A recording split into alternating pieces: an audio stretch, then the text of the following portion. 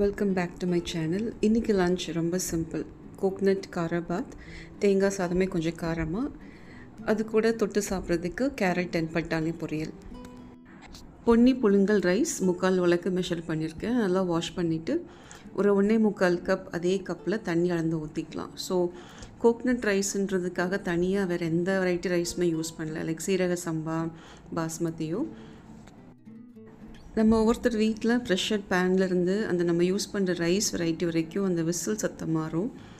So இப்போ 2 பேருக்கு தேவையான காஃபி ரெடி பண்ணிகிட்ருக்கேன். இன்றைக்கி டீ போடல, அதுக்கு பதிலாக காஃபி ஒரு சேஞ்சுக்காக.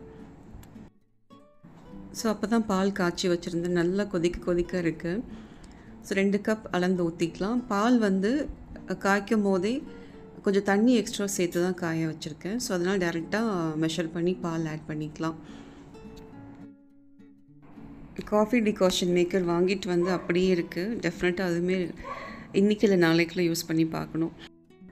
அடுத்து கேரட் பட்டாணி பொரியல் செய்ய ஆரம்பிச்சிட்டேன். ஸோ எண்ணெயில் வெங்காய வடகம் தாளிச்சிக்கலாம். இது ஒரு டேஸ்ட் வைஸ் கொஞ்சம் டிஃப்ரெண்ட்டாக இருக்கும் அண்ட் ஸ்மெல் ரொம்ப நல்லா இருக்குது. ஸோ இப்போ ரீசெண்ட் டேஸில் இந்த வெங்காய வடகம் கொஞ்சம் ரெசிபீஸில் ஆட் பண்ணுறேன். வெங்காய வடகம் சேர்த்துட்டு அது கருகிறதுக்கு முன்னாடியே மற்ற இன்க்ரீடியன்ஸ்லாம் சேர்த்து குக் பண்ண ஆரம்பிச்சிடணும். இதுக்கு 2 காஞ்ச மிளகாய் சேர்த்துட்டு 4-5 கேரட்டை பொரியலுக்கு ஏற்ற மாதிரி சின்னதாக கட் பண்ணி சேர்த்துக்கலாம். ஸோ பட்டாணியும் கொஞ்சம் உரிச்சு வச்சுருந்தேன், அதையும் சேர்த்துக்கலாம்.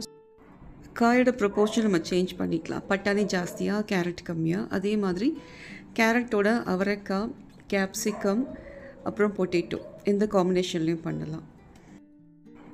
இன்றைக்கி வீட்டில் இருந்த காயோடு நான் அன்றைக்கி சமையல் ஸ்டார்ட் பண்ணேன். இது கூட நம்ம கோக்னட் ரைஸ்க்கு பொட்டேட்டோ பிளெயின் ஃப்ரை நல்லாயிருக்கும், ஆனியன் ரைத்தா நல்லாயிருக்கும், எல்லா காயும் போட்டு அவியல் மாதிரி செய்வோம் இல்லையா, அதுவும் நல்லாயிருக்கும்.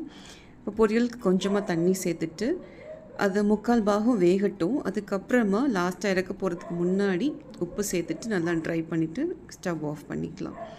லாஸ்ட்டாக தேங்காய் துருவல் போட்டாலுமே டேஸ்ட் நல்லாயிருக்கும்.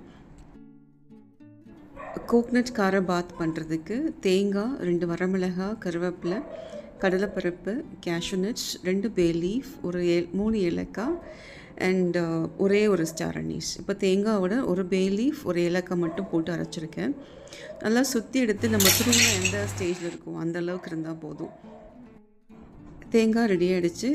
இப்போ ரைஸுமே நல்லா ஸ்டீமெல்லாம் அடங்கி மிக்ஸ் பண்ணுற பதத்துக்கு ரெடியாக இருக்குது. ஸோ நம்ம ஜென்டலாக மேலேருந்து லைட்டாக மிக்ஸ் பண்ணிவிட்டு அது கொஞ்சம் நேரம் அப்படியே விட்டுறலாம். ஸோ தட் கீழேருந்து நம்ம எடுக்கும் போது கீழே சாதம் கொஞ்சம் குறைவாக இருக்கும்.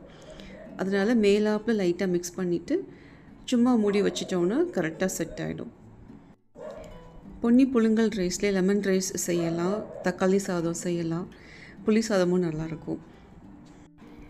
பச்சரிசியில் பண்ணுற புளியோதரை, தக்காளி சாதம், லெமன் ரைஸ்லாம் அது ஒரு டிஃப்ரெண்ட் டேஸ்ட், அதுவும் ரொம்ப நல்லாயிருக்கும். கோவிலில் கொடுக்குற மாதிரியே இருக்கும். இப்போது கோக்னட் ரைஸ்க்கு நான் தேங்காய் எண்ணெய் யூஸ் பண்ணியிருக்கேன். வேணும்னா நல்லெண்ணெயோ இல்லை நெய்யோ கூட யூஸ் பண்ணிக்கலாம். ஃபஸ்ட்டு கடலைப்பருப்பு, ட்ரை சில்லிஸ், அப்புறம் கேஷ்யூ நட்ஸ்லாம் போட்டு லைட்டாக வறுத்துக்கலாம். கடலைப்பருப்போட கலர் லைட்டாக சேஞ்ச் ஆக ஆரம்பிக்கும். அந்த டைம் நிறைய கருவேப்பிலை சேர்த்துக்கலாம். இது ரொம்ப சிம்பிள், ஈஸி. நம்ம யூஸ்வலாக பண்ணுற தேங்காய் சாதம் தான். கொஞ்சமாக ஒரு சேஞ்சுக்காக கொஞ்சம் காரமாக இருக்கணுன்றதுக்காக ஒரே ஒரு வரமிளகாய் சேர்த்து அரைச்சிருக்கேன். ஸோ இப்போது தேங்காவே சேர்த்துட்டு சிம்மில் வச்சு குக் பண்ணுறது பெட்டர். ஏன்னா தேங்காய் சேர்த்தோன்னா குயிக்காக கீழே அடிப்பிடிக்க ஆரம்பிச்சிடும், கலர் சேஞ்ச் ஆகிடும்.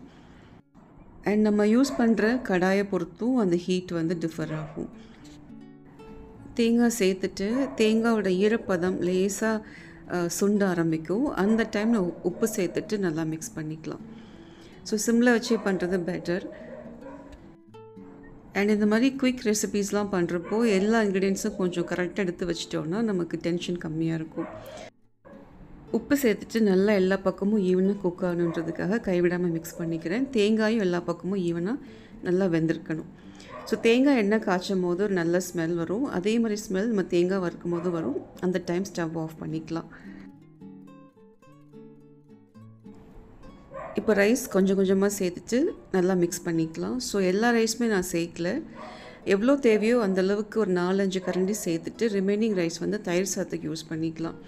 ஸோ வர்ணிகா ஸ்கூல் விட்டு வந்ததும் தயிர் சாதம், எக் ஆம்லெட் அண்ட் மாம்பழம் வச்சு கொடுத்தா சாப்பிட்ருவா.